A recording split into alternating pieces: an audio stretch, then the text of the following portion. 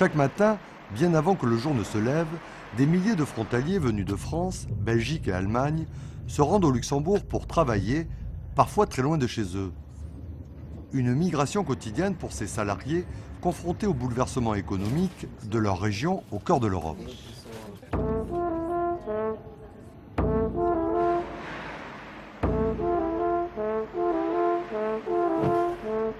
Les gouttes glissent sur le verre lisse des vitres tristes du Luxembourg.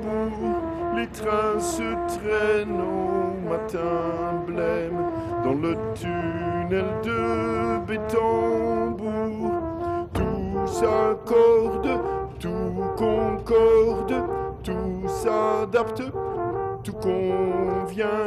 Les gardes, les portes lourdes du grand-duché du Grand Faubourg.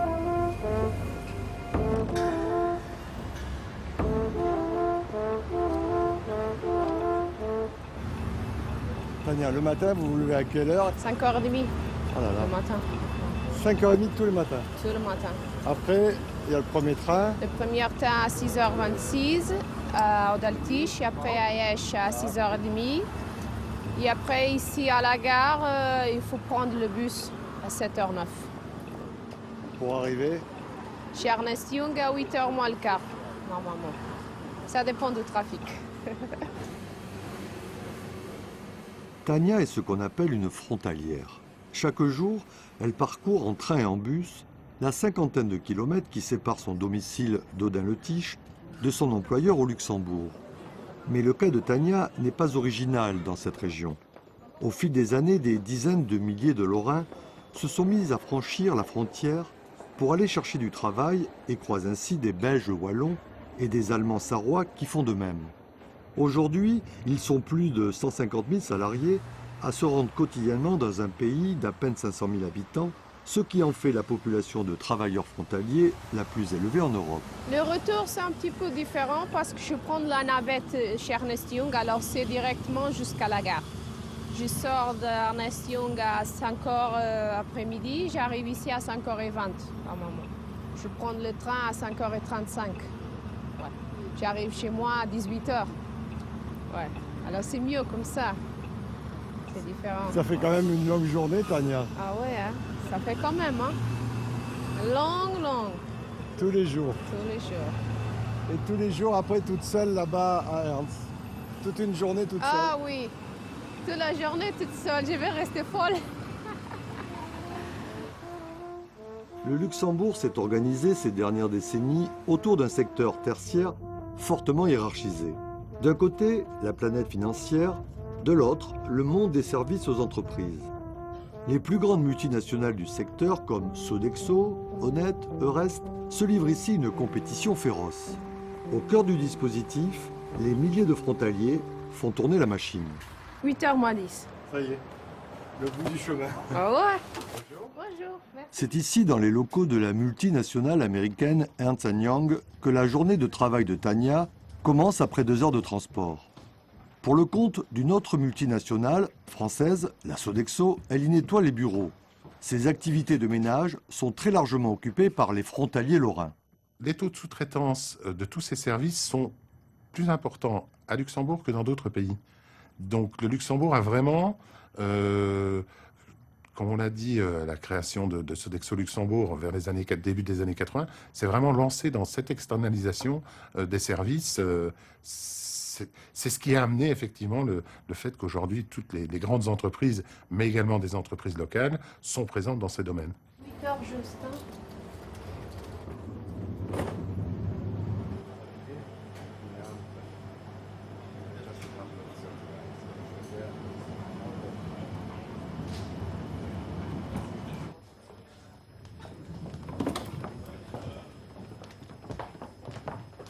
Le nettoyage des bureaux, qui est aussi un des services qu'on externalise chez Ernst & Young, est primordial pour plusieurs raisons.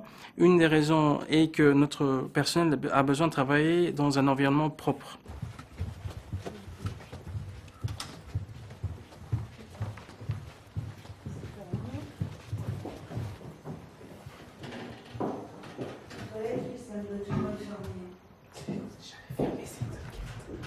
Les dames font un travail, moi je suis là pour voir si les toilettes ont bien été faites.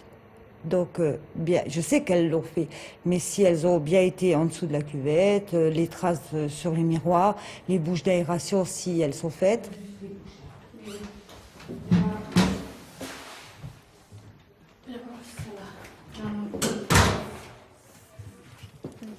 Et le fait de les attirer à venir travailler dans un environnement propre, agréable et à la pointe de la technologie nous permet d'arriver aussi à recruter et à maintenir ces personnes qu'on a recrutées au sein de notre structure. Parce que la compétition est justement là.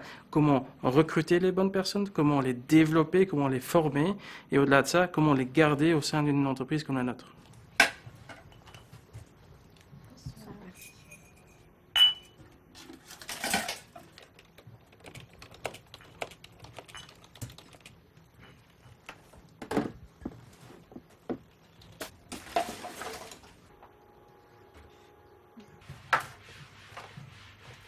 Nous, on a les jours pour faire des tables, pour faire l'aspirateur, pour faire la poussière. Et puis, il y a des personnes peut-être qui veulent qu'ils fassent tous les jours. C'est pas possible. On n'arrive pas à faire la poussière tous les jours. Bon, il y a des choses qu'on doit faire tous les jours, comme ici. Quand j'ai commencé ici, on était 14. Maintenant, on est, je crois, 11 avec la responsable. Alors, vous voyez la différence. Le slogan ou le leitmotiv de Sodexo, c'est faire de chaque jour un jour meilleur. On veut être un partenaire pour nos clients, pour l'aider à atteindre ses objectifs. On ne veut pas être un simple fournisseur. L'idée, c'est de participer au progrès des individus et à la performance des collectivités qui emploient ces individus pour leur permettre d'atteindre leurs objectifs.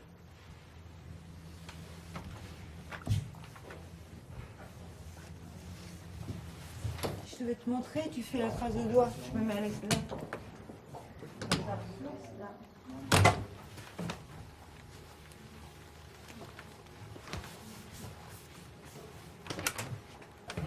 C'est bon. C'est bon. C'était Oui. Une trace de doigt, ça veut dire que la porte n'a pas été faite pour le client le lendemain. Une trace de doigt, on doit la repérer et la relever tout de suite. Il peut le voir, le client. Ah, le client, il va voir que ça, que la trace de doigt qui n'a pas été faite.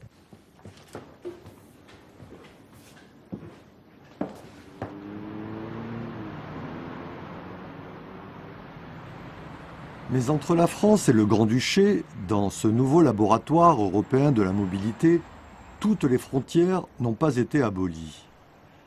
Les salariés ne sont pas logés à la même enseigne que les flux financiers ou les marchandises, et pour eux, lois et règlements subsistent.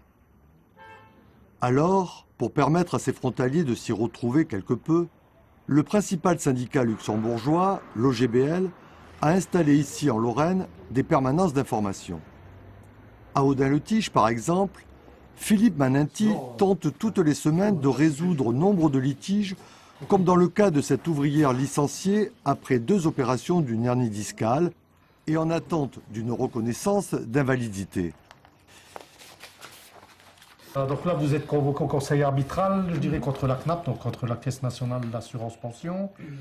Donc je suppose que c'est dans le cadre d'une demande d'invalidité qui a été refusée. Oui, C'est ça. oui, c'est ça. Vous avez rien? Non, je n'ai plus rien du tout, ils m'ont tout coupé.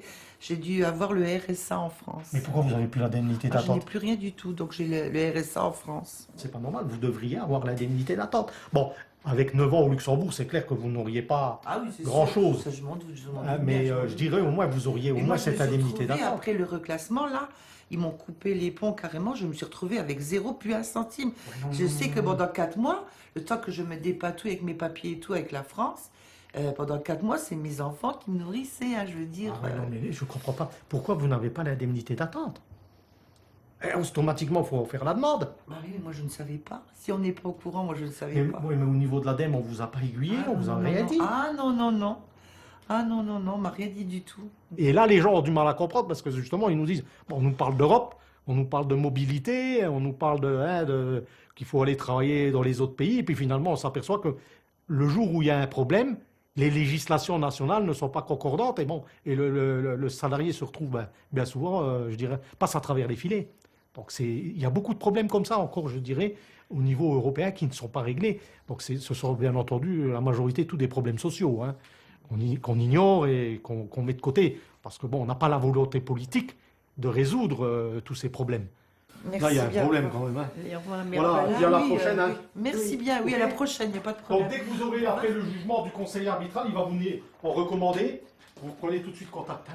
Ok? Oh, il n'y a pas de problème. Merci bien, au Allez, revoir. au revoir. Allez, au revoir.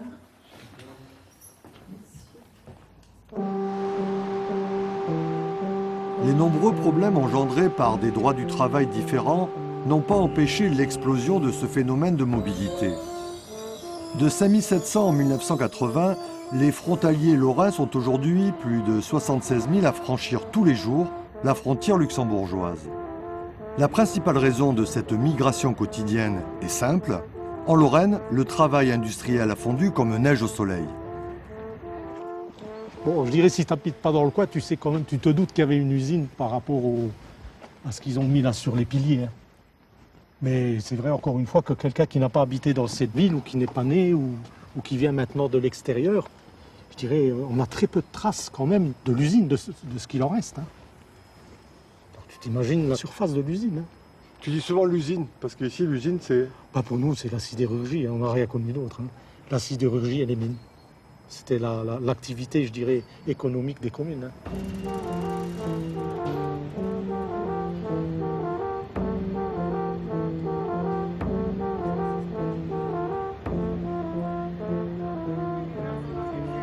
C'était une usine sidérurgique, hein, où il y avait quand même à un moment plus de 5000 salariés. Et je l'ai connue quand même en activité encore. Hein. Elle a été démontée au début des années 90. Si on prend effectivement le territoire au sens large du terme, c'est-à-dire toute cette partie qui longe la frontière et qui va de Haut-d'Altiche en passant par Villerue, Tille, Ussigny, Saône, Lons-la-Ville, Longwy et Réan, on avait sur le secteur pratiquement 30 000 emplois entre les activités sidérurgiques et les activités minières. Aujourd'hui, en termes miniers et sidérurgiques, sur cette partie-là côté français, il ne reste plus rien, quoi. Il ne reste plus rien.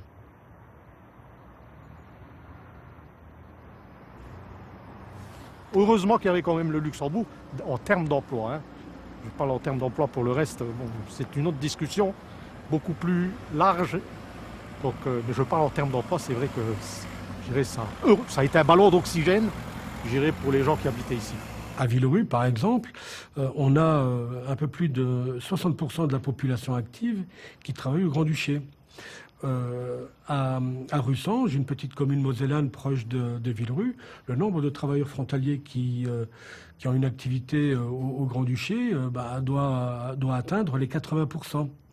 Voilà, on est effectivement aujourd'hui sur une modification considérable de l'emploi sur notre secteur où effectivement l'immense majorité dans ce secteur transfrontalier, l'immense majorité des frontaliers, enfin en tout cas de la population active, trouve une activité professionnelle au Grand-Duché. D'après, je dirais, les statistiques qui ressortent, je dirais, les frontaliers français apparemment acceptent plus facilement des boulots moins rémunérés que, je dirais, les résidents ou les autres frontaliers. Les sales boulots. Les sales boulots. Mais encore une fois, il y a la nécessité de l'emploi. C'est ça, je dis, aujourd'hui, quelqu'un sans emploi, c'est quelqu'un qui reste sur le bord de la route. C'est ça, donc on ne peut pas se permettre à un moment de ne pas avoir d'emploi. Donc à un moment, on accepte les emplois qu'on trouve, hein, et bien souvent à n'importe quel prix. Bon, ça, je dirais, les employeurs le savent. Hein. Je dirais, dans le contexte économique actuel, je dirais, ils en profitent. Et ils en profitent un maximum. C'était quand même une sacrée usine, hein. J'ai assisté à la destruction, entre parenthèses. Bon, il y avait des halls, et bon, je faisais des centaines de mètres de long. Hein. Mais ça a été vite démantelé, hein, quand même. Hein. À croire qu'on voulait, je dirais, faire disparaître le plus vite possible l'image sidérurgique qu'ont connue nos communes. Les portes claquent de plates matraques, personne ne sort d'ici vivant. Les yeux se braquent à chaque ressac du grand navire virevoltant. Tous s'accordent tout concorde, tout s'adapte, tout convient. Sauf que vivre ne rend pas ivre, ni sain, ni rien, tout juste vivant. Je dirais au Luxembourg, pour moi, je dis toujours, on a une belle façade, mais je dis toujours, il faut aller voir derrière la façade ce qu'il y a vraiment.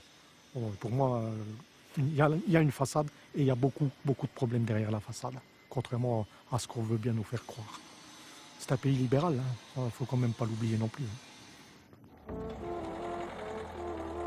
Il est évident que la belle façade attire de plus en plus de Lorrains, d'autant que les salaires sont au Grand-Duché plus élevés et que la protection sociale n'est pas moins bonne qu'en France. Mais le revers de la médaille existe bel et bien pour les frontaliers. Le temps de travail est ici de 40 heures par semaine, la retraite se prend à 65 ans, le licenciement expéditif et l'organisation de l'entreprise très libéralisée et très compétitive. Un cuistot qui fait un mauvais boulot, qui fait pas un bon plat, va miner en fait l'ambiance au sein d'une entreprise, va réduire la productivité de notre personnel et donc par conséquent on va avoir un impact négatif sur la qualité du travail qui est réalisé.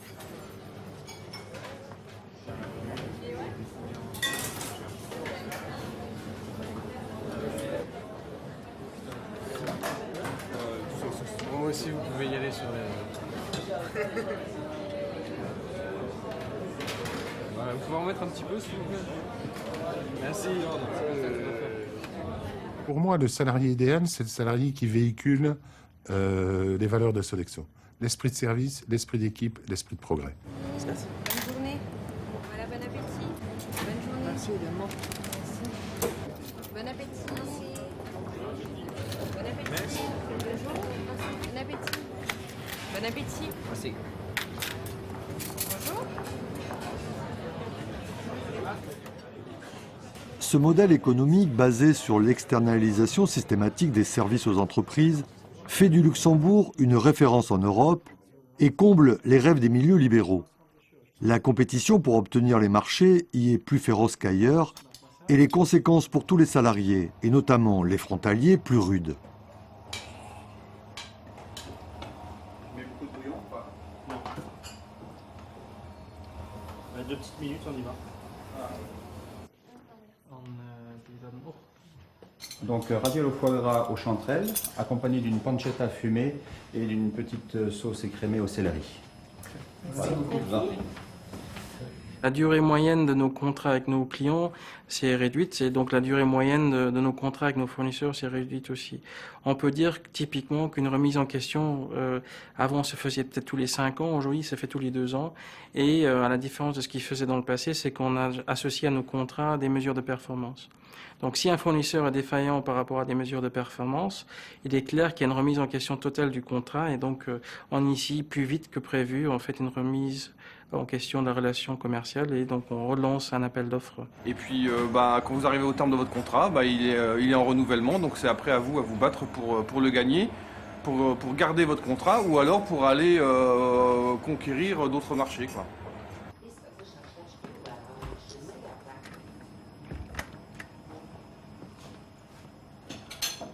Quand on est sur un marché et où effectivement on a je ne vais pas dire une situation de monopole, mais enfin on est leader sur notre marché, on doit faire attention de ne pas nous endormir. Les conséquences, c'est-à-dire que forcément quand on est autour d'une période comme ça, il y a toujours un petit peu plus de stress pour nous. Mais bon, on est aussi là, on sait aussi le gérer et on essaie de donner le meilleur de nous-mêmes chaque jour, quoi. Un des principes que nous utilisons, que nous promouvons dans l'entreprise, c'est la proactivité. On veut étonner nos clients positivement et, si possible, avant qu'ils nous le demandent, c'est-à-dire anticiper leurs besoins, être à l'écoute, leur proposer des solutions, leur proposer des innovations. Dans notre métier, il faut être discret, c'est important. Discret et aussi avoir la vue sur la demande avant qu'il le demande.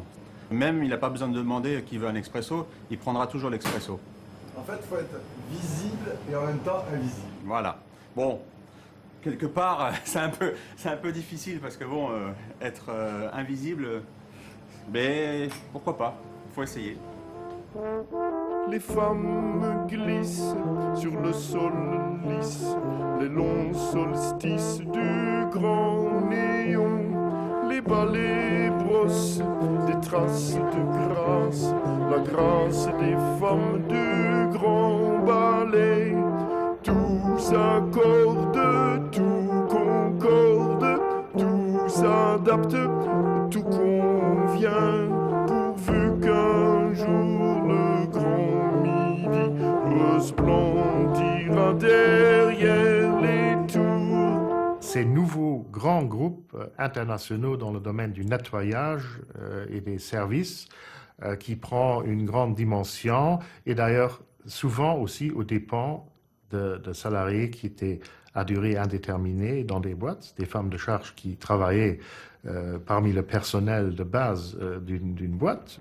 Aux communautés européennes, tout le nettoyage est fait par de telles boîtes qui fonctionnent sur base de ces personnes-là. Heureusement qu'on a encore la directive européenne sur le transfert d'entreprise, ce qui permet, si une de ces boîtes perd un marché, elle doit quand même garder le personnel.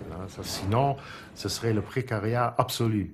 Tous ces gens-là se retrouveraient à la rue, on embaucherait d'autres personnes avec des salaires moindres, etc. Donc, oui, effectivement, il y a un salariat nouveau au Luxembourg constitué par ces boîtes-là, où souvent des frontaliers travaillent d'ailleurs.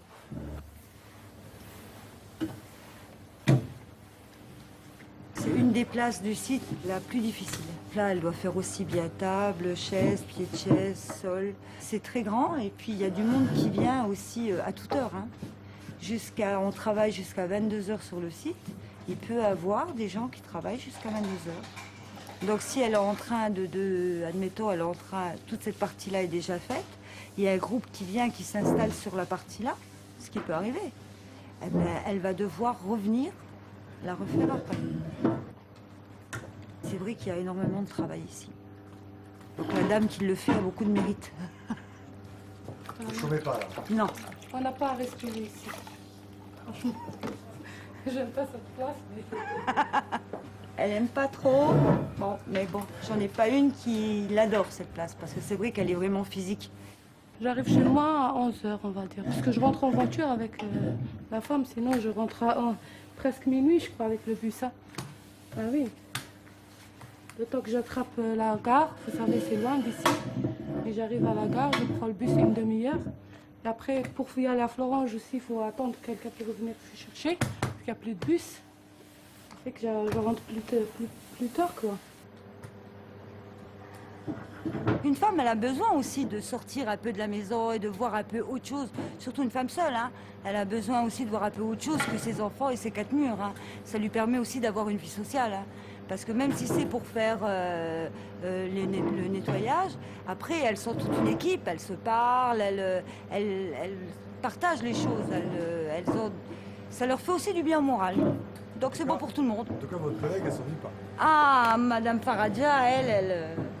Et puis elle a toujours le sourire. Et pourtant elle a 6 enfants, vous voyez? Le sourire, il est toujours là. Voilà, c'est le plus important.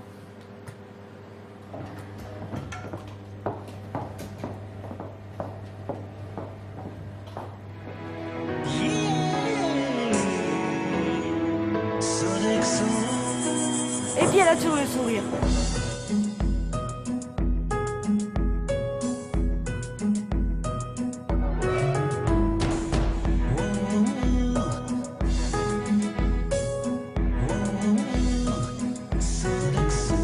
Le Luxembourg est devenu le laboratoire européen de cette nouvelle forme de salariat.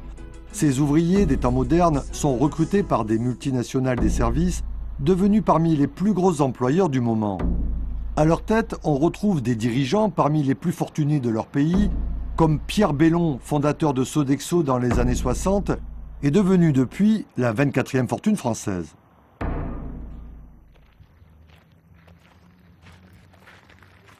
Alain Eckel est lui aussi frontalier.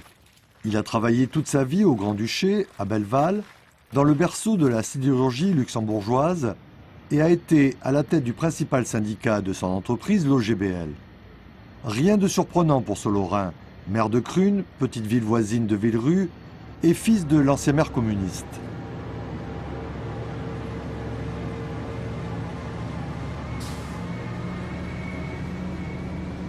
fait pratiquement toute ma carrière au Luxembourg, quoi. Moi, j'ai connu toute la restructuration d'Arbet, d'Arcelor et d'ArcelorMittal, quoi. Donc, quand on a commencé ici, on était 27 000, 28 000. Sur le site de Belleval, je pense, si ma mémoire ne me fait pas défaut, qu'on était 8 000 ouvriers. Le Luxembourg, c'était ce qu'on ne sait souvent pas en France, c'était l'industrie lourde. C'était la sidérurgie, c'est le bassin sidérurgique qui fait frontière aussi avec la France et avec la Sarre en Allemagne. Un historien luxembourgeois a dit que le Luxembourg, qu'au berceau du Luxembourg, il y a les mines de fer. Comme par exemple au berceau de l'Égypte, il y a le Nil, le delta fertile du Nil. Après, tout ça a fermé. Ils sont passés en phase électrique. Enfin, four électrique, coulée continue et la minoire. Donc là, maintenant, on est à 1100 avec le service administratif. Il y a 850 ouvriers et le reste, c'est l'administratif, quoi. C'est pas seulement que la Lorraine se trouve désindustrialisée de cette façon-là, mais le Luxembourg également a moins d'industrie. Il y a un phénomène de désindustrialisation aussi.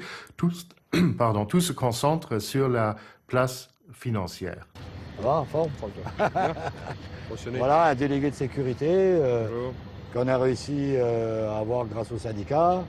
Vous êtes de quelle nationalité, monsieur? Française. Donc, je suis résident de Verdun. Ça vous fait combien, ça? 1 heure de route, 70 km aller, 70 km retour. Mais bon, vu la conjoncture économique qu'on a en France, le travail, on va chercher là où il est. Hein. Donc il ne faut pas avoir froid aux yeux, il faut se déplacer. Malgré les contraintes que ça peut avoir. Hein. On va faire la grève alors? Oui, le 7. Voilà. On commence à mobiliser, les troupes. Ouais. Et puis passer le message par rapport à ce qui se passe. Pour les booster, hein. Oui, mais il faut qu'ils se sentent un peu concernés aussi pour leur Voilà. avenir. Hein. Tout à fait. On n'est pas dans le chiffon rouge encore, mais il faudra y revenir un jour peut-être. De la liberté. Chaque année. Il y avait quand même cette sidérurgie qui a amené beaucoup, grâce au syndicalisme, beaucoup d'acquis sociaux qui sont répercutés dans le pays. Hein, grâce à la lutte des sidérurgistes, tout ça a fait qu'au niveau social, les acquis qu'on a eus a fait profiter aussi les autres corporations. Les jeunes, ils ont moins la chance parce qu'on les divise et puis c'est des petites entités, ils ne sont pas beaucoup, donc ils ne se voient pas et tout. Nous, sur le lieu de travail, on discutait ensemble, au casse-croûte et tout ça, ça fait qu'on était solidaires et on était debout, quoi. Cyril, il est quelle heure là? Bah, il est 6h15. Et c'est tous les matins comme ça? Tous les matins, ouais, tous les matins. Pourquoi tu pars si tôt, Cyril? Bah, pour éviter un petit peu les embouteillages et puis commencer tôt, ça me fait partir tôt. Donc en rentrant plus tôt, je peux profiter un petit peu plus longtemps de ma famille tous les jours. Et une demi-heure plus tard ou 3/4 d'heure plus tard, ça veut dire quoi? Bah, ça veut dire peut-être au lieu de faire une demi-heure de trajet, on en fera 1 heure, quoi, hein, avec les embouteillages, les risques d'accident qu'il y a les matins à cause de la circulation. Donc on part plus tôt. Et puis c'est un petit peu aussi difficile à trouver des places parfois le matin pour se garer, donc plus on arrive tôt, plus on est sûr d'être servi. Le frontalier, il fait de la voiture. Le frontalier fait de la voiture, tous les jours. C'est son pain quotidien. Cyril est le fils d'Alain Eckel, frontalier bien évidemment, et habite comme son père à Crune. Mais là s'arrête la ressemblance. Cyril, lui, est informaticien dans une multinationale américaine CSC. Il n'est pas syndiqué et fait partie de ceux pour qui le Luxembourg représente une aubaine professionnelle. Enfin, j'ai bossé quoi? J'ai bossé 2 mois en France quand j'étais étudiant pour faire un peu d'argent de poche à l'époque pour partir en vacances. Mais sinon, c'est vrai que en étant à 10 km, j'ai vite pris la décision. Hein. J'ai commencé à bosser, j'ai envoyé 10 CV et les 10 sont partis ici. Hein. À l'époque, en plus à l'époque, ça embauchait à tour de bras. C'était en 98. Donc 10 CV, 5 entretiens, 3 propositions d'embauche. J'ai pris la première. Je travaillais pour une banque d'investissement qui, au bout de 2 ans, a décidé d'externaliser toute sa production informatique. Et donc on s'est retrouvé un petit peu dans l'inconnu, hein, puisque pour nous c'était un petit peu nouveau. Bon, le mot externalisation, on l'avait déjà entendu à plusieurs reprises pour d'autres entreprises. Donc on savait très bien que ça pouvait nous arriver, et puis finalement, bon, ben, on a été repris par CSC, donc l'entité luxembourgeoise n'existait pas à l'époque. Et bon, aujourd'hui, si c'était à refaire, je ne retournerai pas d'où je viens, je resterai chez CSC. 7h moins 5, hein. On est un petit peu en retard sur le planning.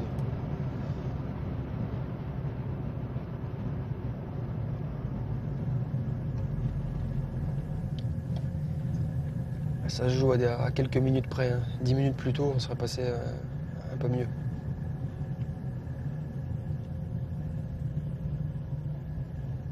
Bon, c'est pas non plus trop fréquent, mais une fois ou deux par mois, voire même peut-être un petit peu plus. Mais bon, plus on passe tôt, plus on a de chances de passer au travers. Bon, on a le Luxembourg à côté, tant mieux. C'est sûr que s'il serait situé sur la Côte d'Azur, où il y a le soleil, ça serait encore mieux, mais on va pas commencer à se plaindre non plus, hein. On est quand même, le mot est peut-être un petit peu fort, mais on peut se considérer comme des privilégiés. Quand on voit ce qui se passe en France, au niveau de l'emploi, c'est quand même pas joyeux. Je trouve qu'ici, on est quand même plutôt bien de ce point de vue-là. Bon boulot, bon salaire. Ça vaut bien un petit peu de route le matin et un petit peu de route le soir. Et un petit peu de neige l'hiver.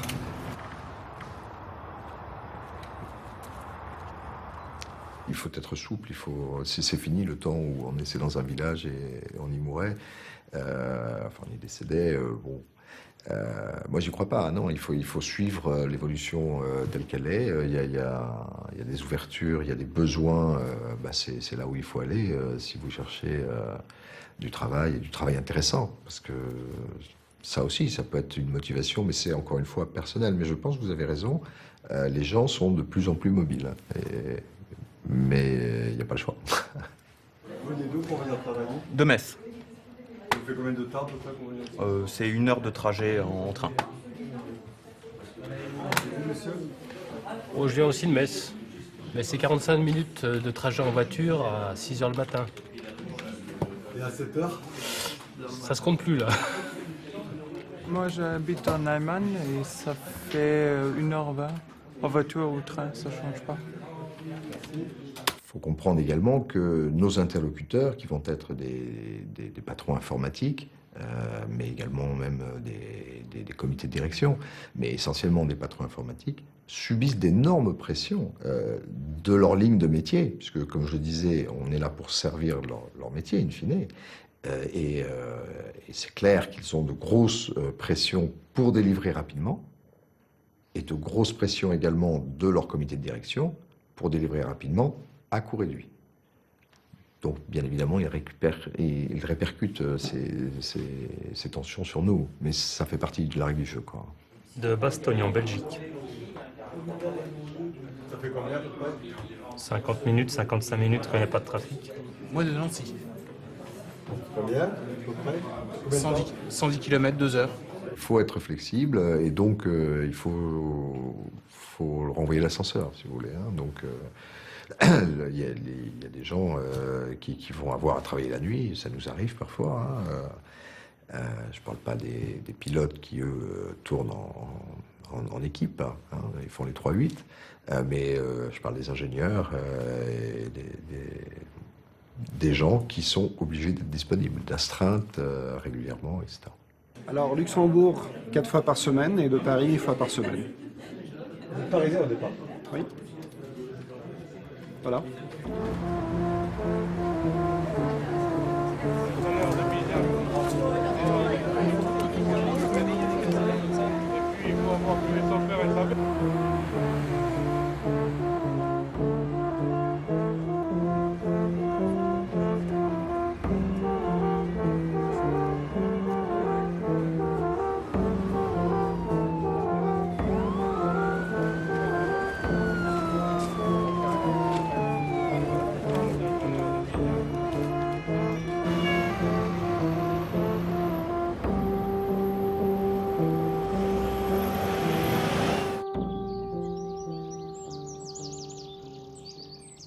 C'est sûr, mon père, il a fait, je sais pas, peut-être pas 40 ans, 35 ans chez le même employeur. 40 ans chez le même employeur, voilà. Aujourd'hui, avec notre époque, je ne sais pas si c'est encore possible. Moi, ça fait 98, ça fait 14 ans que je travaille. 14 ans, j'ai 3 employeurs différents. Donc les choses évoluent, le monde évolue, le monde du travail évolue, il faut s'adapter. Hein. De toute façon, on n'a pas le choix. Hein. C'est pas nous qui dictons le monde du travail, c'est le monde du travail qui nous dicte sa loi. Donc il faut s'adapter. Voilà. C'est le maître mot. Je vois ton père qui opine du chef, comme on dit. Ouais, parce que bon, les jeunes, maintenant, bon, comme il vient de dire Cyril, nous, on n'avait pas la même mentalité. Moi, je sais que nous, au niveau de l'entreprise, on ne sait pas faire, et puis on n'a jamais aimé que le patron nous dicte sa loi, on a monté des syndicats, on s'est bagarré et tout pour avoir des acquis que les jeunes, malheureusement, ils n'ont pas, je sais plus, cette mémoire de tout ça, quoi. Est-ce que ça doit être de notre faute, parce que tout leur est dû, ils croient que tout est acquis, alors que rien n'est jamais acquis à l'homme, ni sa force. Hein, c'est Brassens qui disait ça. Oui, je suis d'accord sur le fond avec mon père, c'est sûr que si s'il n'y a pas de solidarité, on finira par, au fur et à mesure, par perdre des acquis, c'est certain. Mais voilà, moi je m'estime, c'est peut-être un tort, mais je m'estime quand même par rapport à ce que je vois en France ou dans certaines contrées françaises où il n'y a vraiment pas de boulot, où les gens vivent dans la misère. Bon, on a quand même un niveau de vie qui est relativement bon, même plutôt bon. Je peux pas me plaindre, j'ai pas le droit de me plaindre par rapport à tous ces gens-là.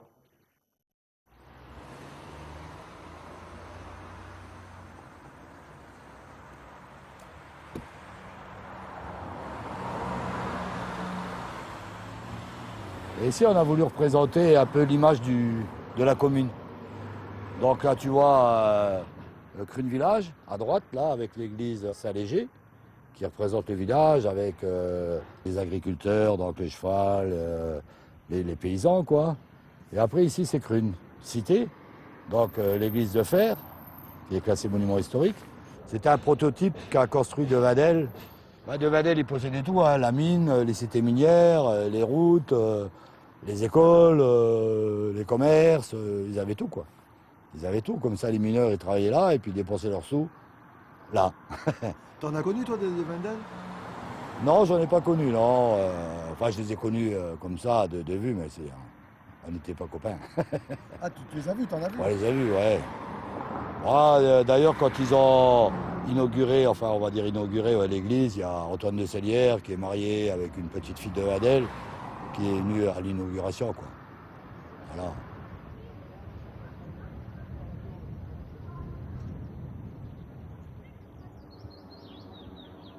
La Lorraine a tourné, comme elle a pu, la page de la sidérurgie.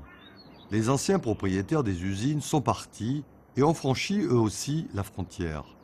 Ainsi, la Société Lorraine de Participation Sidérurgique, détenue par la famille de Wendel, s'est transformée en une société d'investissement, Wendel Participation. Les hauts fourneaux lorrains, bien visibles, se sont métamorphosés en partie en de lucratives sociétés anonymes qui siègent aujourd'hui dans une résidence discrète de Luxembourgville. Cette famille de Wendel, avec à sa tête l'ancien patron des patrons, Ernest-Antoine Sellière, se retrouve en 2010 34e fortune française. Et ça c'est clair, ça rapporte plus et puis bon, c'est moins d'emmerdement pour parler bien français. Hein. Il n'y a pas de social, il n'y a rien, il n'y a pas d'entretien, juste la boîte aux lettres. Hein. Il faut donner peut-être de temps en temps un petit coup de peinture dessus, mais bon, c'est beaucoup plus facile et beaucoup plus simple hein, que d'avoir, je dirais, de traiter des mouvements sociaux, d'avoir des outils de travail où les gens travaillaient et réclamaient leur dû. Il y a un vrai mouvement du capital, c'est clair, qui est attiré par le Luxembourg, non pas parce que les Luxembourgeois sont des gens tellement sympathiques, mais parce qu'on lui offre des conditions de rentabilité qui sont supérieures à celles des régions limitrophes, et on peut se permettre cela parce qu'on est un petit pays, parce qu'on fait les lois sur mesure. Donc on peut se permettre cela. Et c'est surtout à la place financière que ça se déroule. Il y a donc production d'une richesse énorme qui se fait là.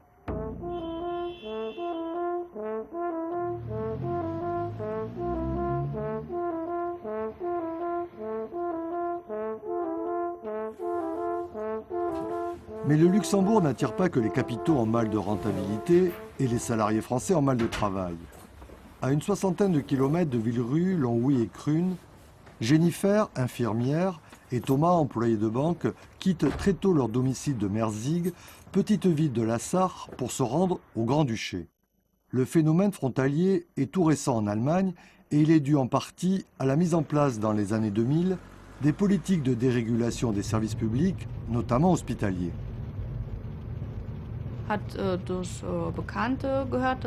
C'est par des collègues que j'ai appris qu'il y avait du travail au Luxembourg.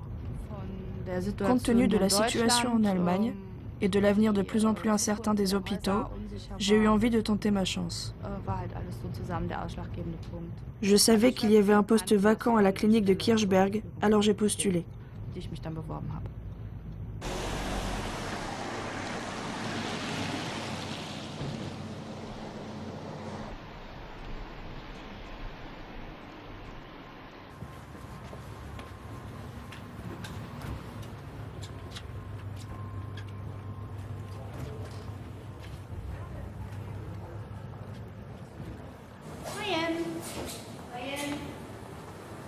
Also von meiner Sicht aus würde ich sagen, dass anfangs, dass die Möglichkeit, sich direkt Ce qu'on a perdu au fil des ans en Allemagne, c'est la possibilité de s'occuper directement du patient, de passer un peu de temps avec lui quand il va mal, de s'asseoir près de lui, comme par exemple dans le cas des personnes âgées en fin de vie. La pression de plus en plus lourde qui pèse sur le personnel, la place croissante prise par la médecine libérale, le travail de paperasse,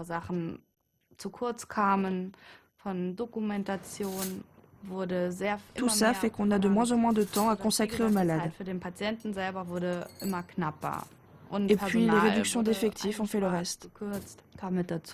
Le Luxembourg propose de meilleurs salaires et les gens vont évidemment là où ils sont le mieux payés.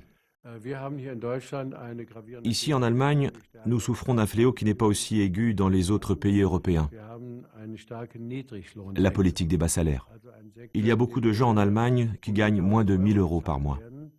Cette précarité salariale se propage de plus en plus, y compris dans l'industrie des services.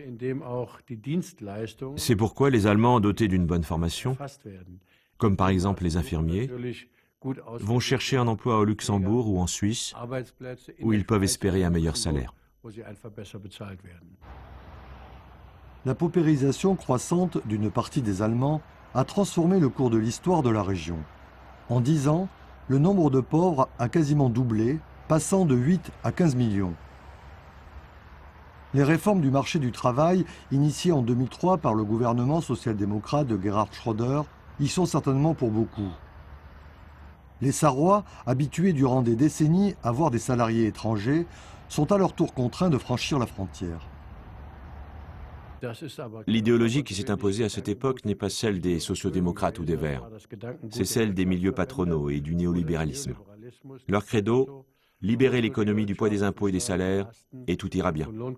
On a juste oublié qu'à force de baisser les salaires, les salariés ne peuvent plus acheter les produits qu'ils fabriquent. C'est Henry Ford qui disait « Les voitures n'achètent pas de voitures ». Cette leçon de sagesse, l'Europe l'a oubliée avec les conséquences que l'on voit aujourd'hui. Ce que j'observe autour de moi, c'est qu'il y a beaucoup de gens qui veulent tenter leur chance au Luxembourg, surtout chez les hommes qui veulent fonder une famille ou assurer leur avenir. De plus en plus d'hommes partent au Luxembourg. C'est un phénomène très actuel.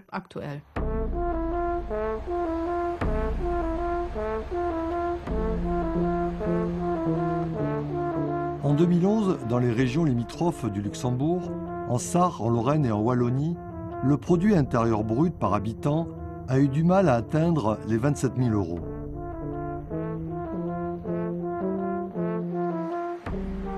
À l'opposé au Grand-Duché, ce même PIB par habitant a tutoyé les sommets et atteint la 2e place mondiale avec 71 800 €, juste derrière le Qatar. Les frontaliers français, allemands et belges ne sont certainement pas pour rien dans cette performance.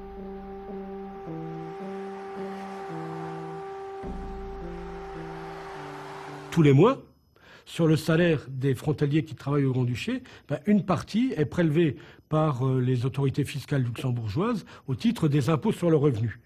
Et à la fois la richesse produite par ces travailleurs dans les entreprises et la richesse produite au titre des prélèvements fiscaux opérés par le gouvernement luxembourgeois, ces richesses-là restent de façon exclusive au Grand-Duché. Donc le Luxembourg profite quand même de la plus-value créée par ces travailleurs qui viennent ici, et ils n'ont pas les dépenses pour leur formation, ils n'ont pas les dépenses pour les écoles de leurs enfants, etc. Un pays à forte activité, comme le Luxembourg, a besoin de main-d'œuvre étrangère. Sinon, il ne pourrait pas obtenir un produit national brut aussi élevé. Ça, c'est évident. Mais lorsqu'un pays dispose de tels avantages, il faut se demander qui en paye le prix. Le Luxembourg profite d'une législation, notamment fiscale, qui lui permet d'absorber des capitaux. Or, ces capitaux auraient certainement été plus utiles dans les pays où ils ont été accumulés.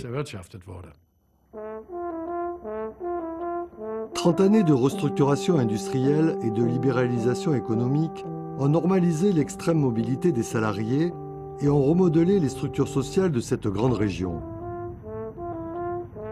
Au centre, un havre prospère et à sa périphérie, une zone en recomposition.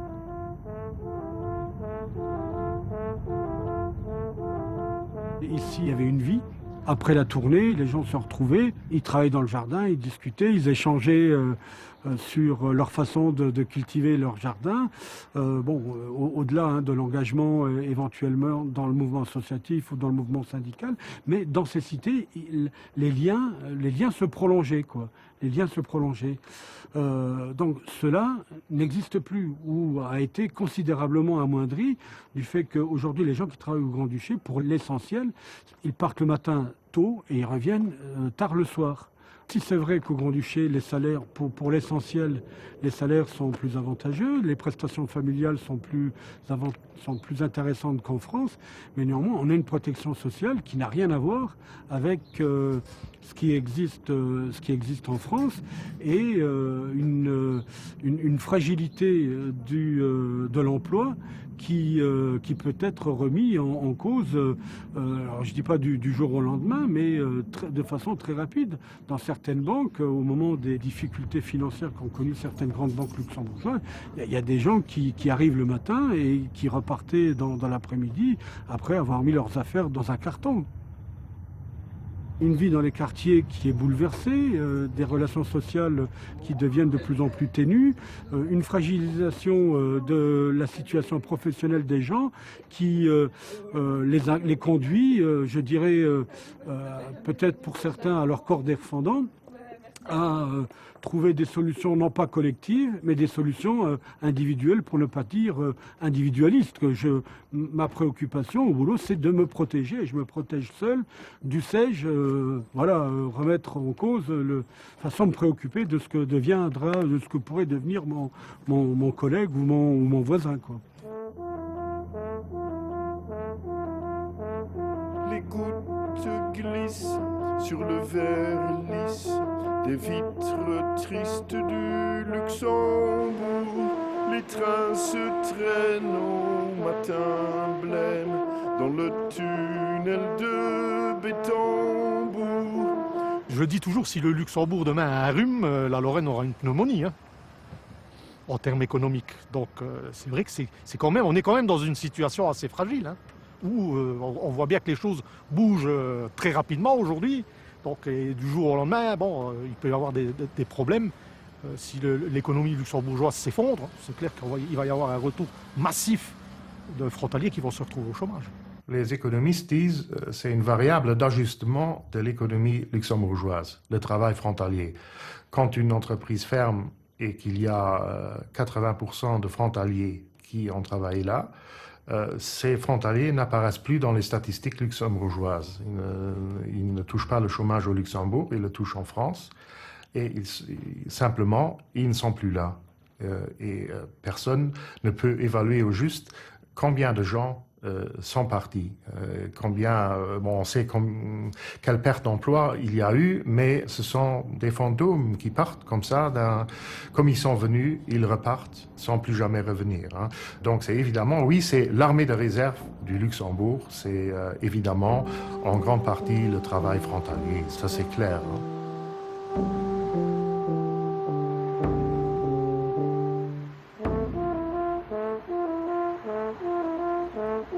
Les portes claquent, de plates matraques, personne ne sort d'ici vivant. Les yeux se braquent à chaque ressac du grand navire virevoltant.